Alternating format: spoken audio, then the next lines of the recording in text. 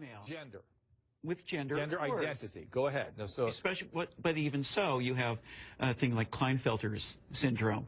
So you don't know what you're talking about. You're not educated on genetics. Would you like to discuss the genetics? Or well, no, what no. are your genetics? So I'd stay away from the genetics and back to the brain scans. You cut that out now, or you'll go home in an ambulance. Yeah, that seems mildly inappropriate for a political discussion. No, I know. Well, but wait. To be fair, but to be fair, you're actually being kind of rude. You're and that's not fair. I'm sorry, it's not rude to say that someone who's biologically a male is a male. Okay, so in order to memorialize what had happened, I went down to the police station and filed a battery charge.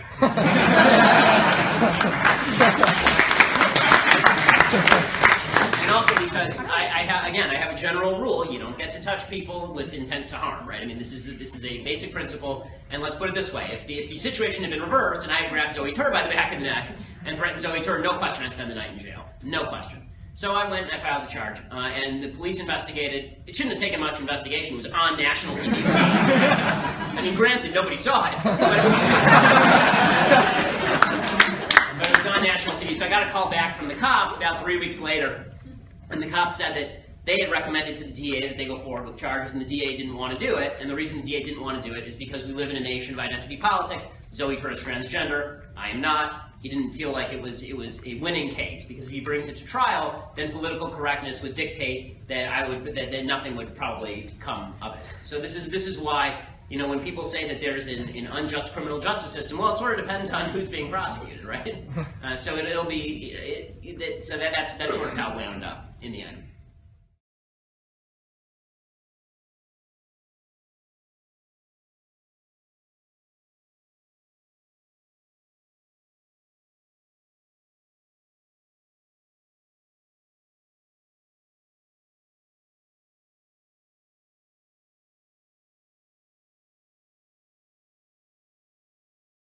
As far as the Zoey Tur incident, for people who didn't see this and don't know what she's referring to, it's kind of a fun story, so I'll tell it. So story time with Ben Shapiro. So about 3 months ago, you can find this online. Go to YouTube. It was a very big story at the time. It was like the #1 trending topic on Facebook and Twitter. I was invited to go on CNN Headline News on the Dr. Drew Show. And I was invited to talk about how was Caitlyn Jenner a hero or not? This is when ESPN was giving Caitlyn Jenner the Hero Award. You know, rather than soldiers who had limbs blown off and continued their athletic careers, right? No, Caitlyn Jenner was a hero for being an extraordinarily wealthy white man with a mental disorder. And so they knew my opinion on this, obviously. I'd written about it. I'd spoken about it. And my belief, there's something I like, and it's called science. And science suggests that if you have not a single cell in your body without a Y chromosome, except for your sperm cells, and if you still have all your appendages, and if you still have your twig and berries and all the rest of it, but you call yourself a woman, no. No, and this goes back to my feeling that your subjective view of yourself is completely irrelevant to me. I don't care what you think you are, I just care what you are.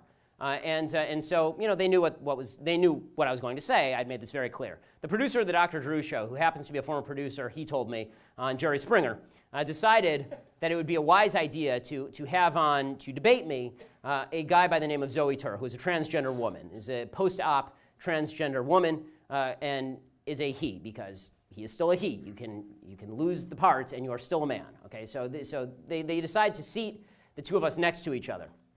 And so we're seated next to each other, and this debate starts, and everybody's talking about, is Caitlyn Jenner a hero, or is Caitlyn Jenner not a hero?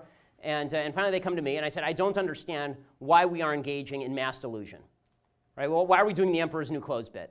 All right, we all know Caitlyn Jenner's a man, and we're sitting here pretending Caitlyn Jenner's a woman. And at one point I said to one of the guys on the panel, would you date Caitlyn Jenner? Right, you're a straight guy, would you date Caitlyn Jenner? And the answer, of course, is no, because Caitlyn Jenner still has a penis. Okay? It's the most feminine penis you've ever seen. And it's... And so, you know, I say this, and microaggressions everywhere. And just as I say, microaggressions lead to actual aggression. So what happened is I said this, and this transgender guy sitting next to me, he grabs me by the back of the neck on national TV and says, if you don't cut that out, you'll go home in an ambulance, or I'll send you home in an ambulance, which is weird because ambulances don't go home. And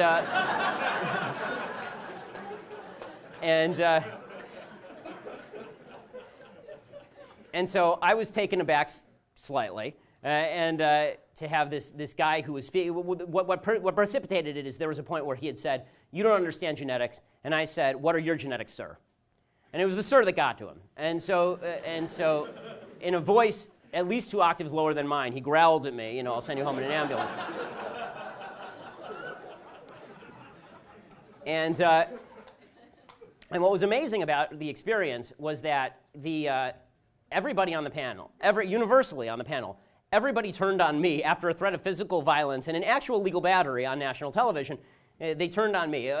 You knew that was going to be offensive, didn't you? You knew that was going to be offensive. To which I said, I don't care. Right? That's not, my job is not to be inoffensive. My job is to tell the truth. I mean, you had me on this program to say exactly this. Well, the outcome of this is that I went and did what, really mostly to make the point that you're not supposed to be able to get away with this stuff. I went and I filed a police report for battery.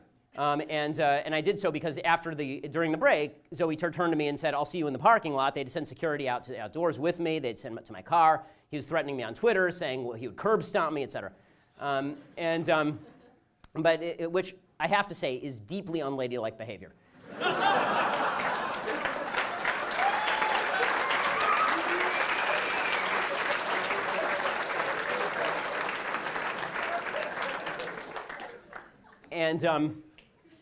And so the end result was that it goes from the police to the DA. It finally gets to the DA, and the DA says that we can't. This fact pattern we can't do. I mean, it's on video, but this fact pattern we can't do anything because the person who assaulted you, essentially, the person who committed battery upon you, is a member of a victimized minority. Essentially, there is no doubt, none, that if I had been the one who grabbed Zoey Tur by the back of the neck and threatened to send him home in an ambulance, that I certainly would have been given some sort of probation. There's no question about it. I've talked to multiple police officers in the LAPD, and they assure me this is the case.